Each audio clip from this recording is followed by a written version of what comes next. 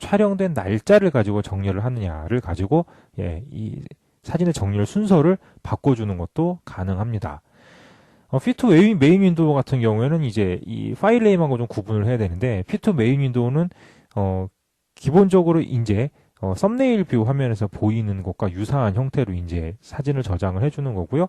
파일 네임 같은 경우에는 지금 아래를 보시면 아시겠지만 1번 다음에 10번이 나오죠. 그러니까 1번을 먼저 정렬을 하고 그 다음에 2번을 먼저 정렬하고 이런 식으로 해서 정렬의 순서를 다소 바꿔주게 되는 거라고 보시면 되겠습니다. 그 다음에 이제 그 밑에 보면은 same file name for raw images, raw 플러스 jpg images라는 거는 raw하고 jpg 이미지가 있을 경우에 동일한 파일명으로 바꿔주는 거죠. 우리 일반적으로 이제 사진, 이 카메라에서 raw 플러스 jpg 옵션으로 촬영을 하면 역시 동일한 파일명으로 촬영이 되는데, 그런 것처럼 사진을 리네임을 할 때도 그렇게 바꿔주는 거고요. 그 다음에 이제 copy and rename이라는 옵션을 체크를 하면 사진을 이름을 바꿔서 다른 폴더에 복사를 하는 것도 가능합니다. 이렇게 해서 별도의 폴더로 또 관리를 할 수도 있고요. 그 옆에 보면 이제 포맷 세팅이라고 되어 있는데, 시퀀스 넘버는 번호를 할당하고 싶을 때 번호를 몇 번부터 어떻게 할당할 것인가를 정해주는 겁니다. 0001번부터 지금 할당을 할 수 있게 돼 있죠. 그런데 그 옆에 세이브 시퀀스 넘버라는 거 뭐냐? 여러분들이 리네임 툴을 써서 이제 파일명을 바꿔줄 때 1번부터 번호를 쭉 붙였어요. 1번부터 100번까지 붙였습니다. 그러면은 그 다음에 이제 추가로 리네임을 해야 될 때 세이브 시퀀스 넘버라는 옵션을 체크를 하고 실행을 시키면 1번부터 100번까지 만약에 번호가 할당이 됐으면 그 다음부터 101번부터 할당이 되는 겁니다. 만약에 세이브 시퀀스 넘버가 체크가 안 돼 있으면 다시 1번부터 적용이 되겠죠. 이런 식으로 1년 번호를 쭉 할당을 해야 되는데 이어지게 하고 싶을 경우에는 세이브 시퀀스 넘버 옵션을 체크를 하면 되겠고요. 그 다음에 이제 밑에 있는 슈팅 데이트 타임이라는 것은 이제 촬영 날짜와 시간을 어떻게 정렬을 할 것인가. 지금 여기에 보면 이제 연, 월, 일 순으로 돼 있죠. 뭐 한국 같은 경우에는 연월일 순으로 돼 있으니까 이거를 굳이 바꿀 필요는 없는데 뭐 다른 국가에서 사용을 하는 경우에는 이걸 순서를 바꿔주는 경우도 있습니다. 그리고 그 밑에 보면 이제 표기 방법을 어떻게 바꿀 것이냐. 연월일 표기도 또 여러 방법을 할 수 있거든요. 지금처럼 뭐 10, 뭐 어쩌고 이런 식으로 할 수도 있지만 그 밑에 다른 옵션들도 쭉 나와 있습니다. 그리고 연, 월, 일 사이에 언더바, 즉 밑으로 되어 있는 하이픈을 할당을 할 것인가 하지 않을 것이냐에 대한 옵션도 체크를 할 수가 있게 되어 있습니다. 이렇게 해서 가장 밑에 있는 execute 버튼을 누르게 되면 파일 리네임이 바로 실행이 되게 되어 있습니다.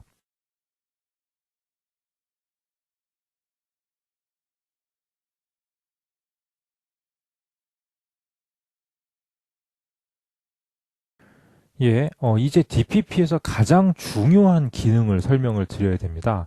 지금까지 사진을 편집을 하고 저장을 하고 그 다음에 분류하는 방법까지 설명을 드렸는데요. 자, 어쨌든 여러분들께서 지금 이 DPP를 사용하기 위해서 사용하게 되는 파일은 로 파일은 CR2입니다. 제일 첫 번째 강의 때 설명을 간단히 드렸지만 이 CR2 파일, 즉 로 파일이라는 거는 범용성이 확보되어 있지 않기 때문에 이렇게 특정한 프로그램을 사용을 해서 편집을 해야 되는 단점들이 있죠. 그렇기 때문에 결국 나중에 다른 프로그램에서 편집을 하거나 혹은 출력을 하기 위해서는 결국 변환을 하고 다시 저장을 해야 되는 그러한 문제가 발생을 하게 됩니다. 그래서 이 로 파일로 편집을 하는 프로그램들에서 변환을 하고 저장을 하는 이 기능은 굉장히 중요한 이 의미를 갖게 되는데, 지금 이제 그 기능에 대해서 설명을 좀 드리도록 하겠습니다.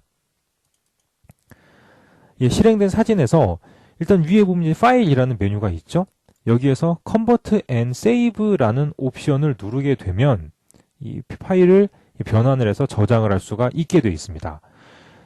이 Convert and Save를 하는 목적은 앞서 설명드린 대로 범용성을 가지고 있는 파일, 그러니까 흔히 아무런 프로그램에서 사용할 수 있는 JPG나 TIF 파일로 변환을 하기 위해서 있는 옵션입니다. 자, Convert and Save 지금 버튼을 눌렀더니 이제 탐색창이 뜨죠. 그러면은 어떤 폴더에 저장을 할 것인가. 먼저 이제 폴더를 지정을 하고요. 그랬으면 이제 파일명을 또 이제 지정을 해주고, 그렇게 한 다음에 저장을 하면 됩니다. 그런데 저장을 하기 전에 일단 가장 중요한 것은 어떠한 형식으로 저장을 할 거냐입니다. 즉 여기에 보면 이제 파일 형식을 저장하는 부분이 나오는데, 클릭을 해보면 JPG가 있고 그 다음에 TIF 8비트와 16비트, 그 다음에 TIF 8비트와 JPG를 같이 저장하는 옵션, 그리고 TIF 16비트와 JPG를 같이 저장하는 옵션, 이렇게 5가지가 있죠. 이 중에서 하나를 선택을 해서 저장을 해야 됩니다. 자, 이제 JPG를 선택을 하면 JPG는 첫 번째 강의 때 설명을 드렸었는데 손실 압축을 한다라고 설명을 드렸습니다. 그래서 압축의 단계를 지정할 수 있어요. 여기 밑에 보면 퀄리티 세팅이라는 옵션이 나오죠. 여기에서 이미지 퀄리티를 가장 낮을 때는 1부터 가장 높을 때는 10까지 설정할 수 있습니다. 1로 설정을 하면 파일의 크기는 작아지지만 화질은 굉장히 나빠지게 되겠고요. 10으로 설정을 해야 JPG 중에서 가장 고화질로 저장을 할 수가 있게 되겠죠. 자, 그렇게 해서 세이브를 누르면 JPG 파일이 저장이 됩니다. 그런데 지금 이제 진행하는 걸 보시면 아시겠지만 상당히 좀 시간이 많이 걸릴 수도 있습니다. 특히 컴퓨터 사양에 따라서 이 변환을 하는 시간에 차이가 있기 때문에 사양이 좀 좋지 않은 컴퓨터 같은 경우에 좀 오랜 시간을 기다려야 되는 문제가 좀 있죠. 자, 이렇게 해서 이제 저장이 완료가 됐습니다. 그래서 탐색기를 실행을 해보면 지금 이제 그 파일을 찾을 수가 있겠죠. 한번 찾아볼까요? 데스크탑으로 가면 저장이 된 사진을 이렇게 확인을 할 수가 있습니다. 자, 그런데 지금 이렇게 이제 사진을 변환을 해서 저장을 했는데 여기에서 아주 중요한 사실이 있습니다. 그러면 로 파일로 촬영된 사진을 어떠한 포맷으로 변환을 해서 저장을 해야 되냐는 건데 원칙적으로 말씀을 드리면 로 파일이라는 건 이 화질이 좋기 때문에 사진을 찍은 거고 정교하게 편집을 할 수 있기 때문에 선택을 한 포맷이죠. 그런데 그거를 갖다가 손실 압축된 JPG 파일로 변환을 한다는 건 사실 어떻게 보면 로 파일의 장점을 다 없애버리는 것과 똑같습니다. 그렇기 때문에 사실 이 프로페셔널들이 가장 고화질의 사진을 출력하기 위해서 선택을 하는 옵션은 JPG가 절대 아니죠. 자, 그럼 어떤 걸 선택을 해야 되느냐? 바로 TIF를 선택을 해야 됩니다. TIF는 압축이 되어 있지 않은 형식이기 때문에 JPG에 비해서 압축에 의한 손실이 없죠. 그래서 TIF 파일을 선택을 해야 되는데, 자, TIF를 보니까 지금 8비트가 있고 16비트가 있죠. 그러면은 8비트와 16비트 중에서 어떤 걸 선택해야 되느냐? 이 DPP 강좌를 처음부터 들으셨던 분들은 바로 정답을 알 수 있습니다. 자, 8비트라는 건 레드, 그린, 블루의 색이 각각 256단계씩 있는 파일이죠. JPG하고 똑같습니다. 근데 16비트라는 건 레드, 그린, 블루의 파일이 색깔이 각각 65,536단계씩 있는 겁니다. 로 파일 같은 경우에는 레드, 그린, 블루가 각각 16,384단계씩이 있다고 말씀을 드렸었죠. 이게 바로 비트로 변환을 하면 14비트가 되는데 이 14비트의 신호를 모두 다 가지도록 변환을 하려면 TIF 8비트도 적당한 것이 아니라 TIF 16비트를 선택을 해야 됩니다. 그리고 저장을 해야지만 이 로 파일이 가지고 있는 레드, 그린, 블루 각각의 그라데이션과 풍부한 이 컬러를 모두 다 가지는 파일이 저장이 되는 거죠. 그래서 디지털 카메라로 촬영된 사진을 가장 고화질로 프린트하기 위해서는 반드시 로 파일로 촬영을 하고요. 그 다음에 TIF 16비트로 변환을 해야만 됩니다. 자, 이렇게 해서 지금 TIF 16비트로 변환을 마쳤는데, 자, 그러면은 지금 파일을 확인을 해보도록 할게요. 다시 이제 바탕화면으로 가보죠. TIF 16비트 파일이 이제 저장이 됐는데요. 자, 지금 잠깐 보니까요.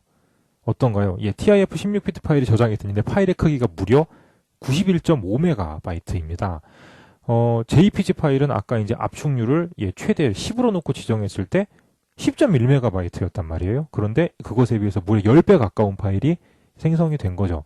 자, 이런 식으로 TIF 파일은 압축이 안 돼 있을 뿐만 아니라 16비트 파일의 경우에는 색 데이터를 굉장히 많이 가지고 있기 때문에 파일의 크기가 굉장히 커지는 단점이 존재를 하게 됩니다. 그런데 파일의 크기가 큰 만큼 색 정보를 많이 갖고 있으니까 편집할 때도 당연히 유리하겠죠. 그래서 색의 손실이 최대한 없는 범위 내에서 편집을 하고 출력을 하기 위해서는 TIF 16비트를 사용을 하는 게 좋습니다.